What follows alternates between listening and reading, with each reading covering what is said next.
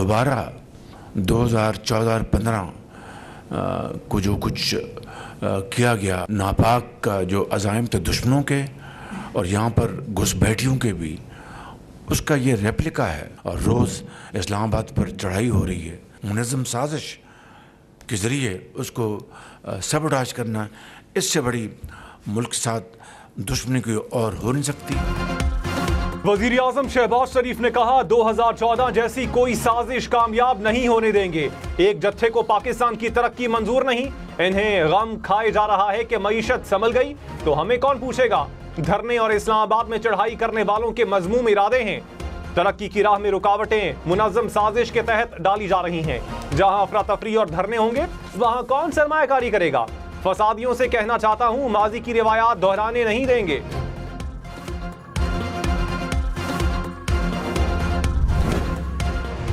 Federal government को warning दे रहा हूं कि अगर तुमने इस आईजी इस्लामाबाद को ना हटाया तो अगली दफा इस आईजी को हटवाने के लिए हम तुम्हारे पे दावा बोलेंगे। तो साडा हक इत्थे रख।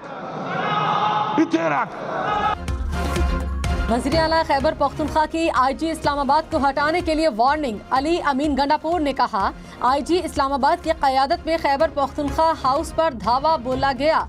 आईजी को ना हटाया तो धावा बोलेंगे। हुकूमत घबरा गई है, इनकी टांगे कांप रही हैं। कारकुन इत्तेहाद के साथ खड़े हैं। हुकूमत की गिरती दीवार को आखिरी धक्का हम ही देंगे। पुरअमन तरीके से अपना हक लेंगे। वजीर दिफा ख्वाजा आसिफ ने कहा, अली अमीन गंडापुर का सॉफ्टवेयर अपडेट हुआ है। मुनाल और हरीपुर के रास्ते पेशावर गए, डिग्गी में बैठ कर गए।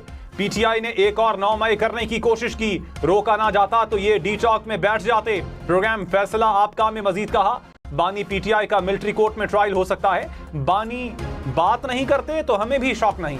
इलेक्शन ऑडिट का खदशा मौजूद है।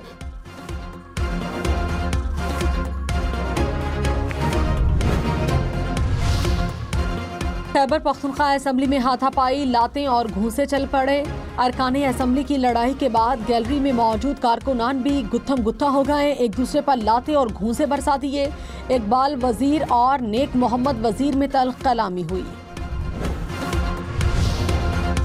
बानी पीटीआई और अली अमीन गंडापुर के खिलाफ मजीद 2 मुकदमात दर्ज। कांस्टेबल अब्दुल हमीद की वफात का मुकदमा भी शामिल। एफआईआर में दहशतगर्दी समेत 12 दफात शामिल। मतन के मुताबिक बानी पीटीआई ने जेल में दी सहूलियात का नाजायज इस्तेमाल किया।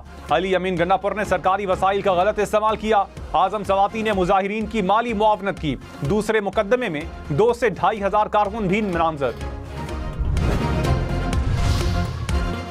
वज़ीर खजाना मोहम्मद औरंगजेब ने कहा, हड़ताल और कारोबार बंद होने से यौमिया 190 अरब रुपए का नुकसान हुआ।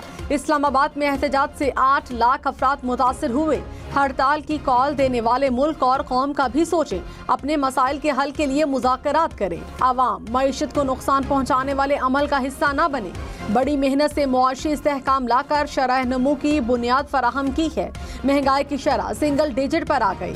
शरह सूद और महंगाई में मजीद कमी आएगी। हड़तालें न बर्दाश्त कर सकते हैं, न करेंगे। वजीर आला अली अमीन गंडापुर ने कहा, खैबर पख्तूनख्वा हाउस में 4 घंटे चौकी में छुपा रहा। केपी हाउस से वॉक करता हुआ बाहर निकला। जेब में ना मोबाइल था ना पैसे थे। गाड़ियां रोकने के लिए पत्थर मारे तो एक गाड़ी रुकी। वहां से एक डीपीओ के घर पहुंचा, सिक्योरिटी मांगी जो नहीं मिली। मुख्तलिफ अजला से होता हुआ पेशावर पहुंचा। गिरफ्तारी से नहीं डरता, अंदाजा हो गया था। बतौर वजीर आला गिरफ्तारी वकार के साथ नहीं होगी। बानी पीटीआई से हिदायत लेने के लिए खैबर पख्तूनख्वा हाउस गया। आईजी इस्लामाबाद की क़यादत में केपी हाउस पर धावा बोला गया। इलेक्शन कमीशन जल्द मखसूस नशिस्तों के हवाले से फैसला करे। स्पीकर ने पार्लिमानी रहनुमाओं की दरखास्त पर इलेक्शन कमीशन को दूसरा खत लिख दिया। कहा, सीटों के जल्द फैसले से इबहम खत्म होगा, पार्लियामेंट फाल होगी। स्पीकर पंजाब असेंबली ने भी दूसरा खत लिख दिया।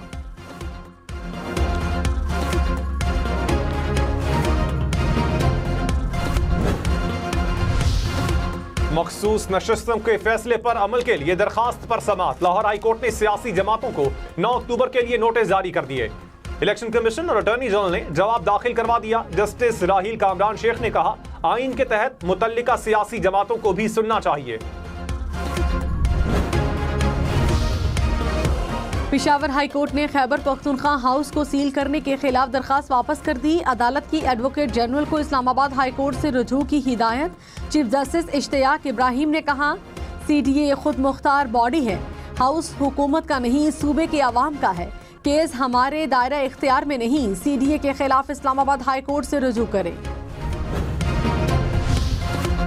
रहनुमा PTI असद कैसर ने कहा, डराने धमकाने की कोशिश हो रही है, ना डरेंगे ना झुकेंगे, अपने हक के लिए निकले थे और फिर निकलेंगे। तरामीम से आइन की शक्ल बिगाड़ी जा रही है, अवाम की आज़ादी को सलब किया जा रहा है। कोई भेड़ बकरियां नहीं के हाँक कर कहीं भी ले जाएंगे। खैबर पख्तूनख्वा हाउस पर हमला और सील करना आइन पर हमला है।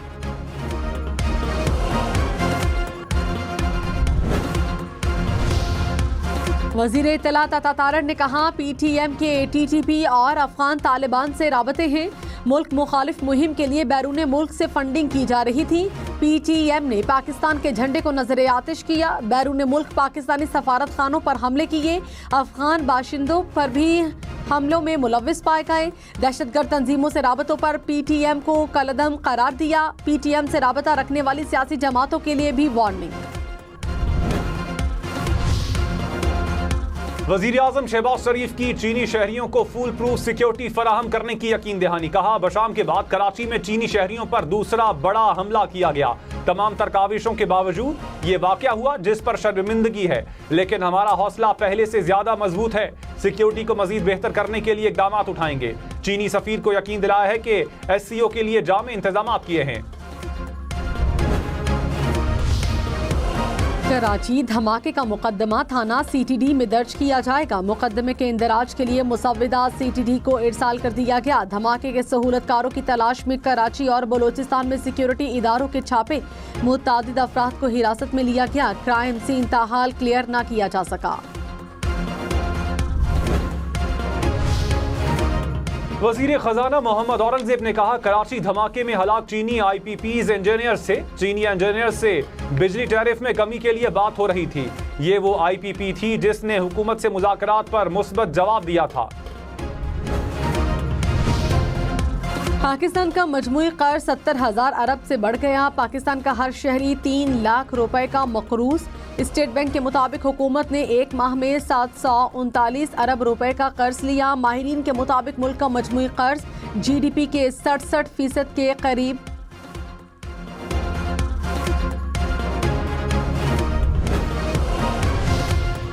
स्टॉक मार्केट में एक और तारीखी बुलंदी। 100 इंडेक्स 85,000 पॉइंट्स को उबूर कर गया। इंडेक्स में 753 पॉइंट्स का इजाफा। इंटरबैंक में डॉलर महंगा, कीमत 277 रुपए 67 पैसे हो गई।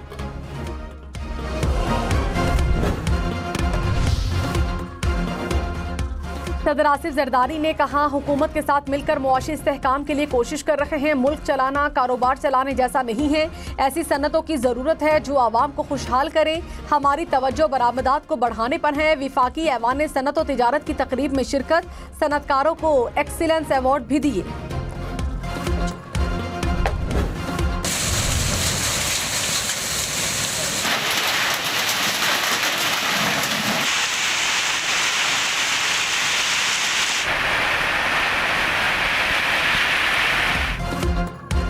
कहीं बारिश तो कहीं यालाबारी। पहाड़ी इलाकों में बर्फबारी शुरू हो गई। शांगला में बर्फबारी के बाद सफेदी की चादर बिछ गई। पेशावर और कुहाट में मूसलाधार बारिश। वादी नीलम में पहाड़ों पर बर्फबारी से मौसम सर्द हो गया। मलिकाए कौसार में भी बारिश। शांगला में शदीद यालाबारी के बाद तबाही। मुख्तलिफ गाड़ियों के शीशे टूट गए। फसलों को भी नुकसान। सड़क पर बर्फ की चादर बिछने से गाड़ियों का चलना मुहाल हो गया। मामूलात जिंदगी मुतासिर। वजीर आजम शहबाज शरीफ से पीपल्स पार्टी के वफ्द की मुलाकात। कौमी और सियासी उमूर पर तबादला ख्याल। ऑल पार्टीज कॉन्फ्रेंस में सदर आसिफ जरदारी के किरदार की तारीफ। फलस्तीनियों की इमदाद के लिए मुश्तरका वर्किंग ग्रुप बनाने पर भी बातचीत। कहा, पूरी पाकिस्तानी कौम फलस्तीनी बहन भाइयों के लिए मुत्तहिद है।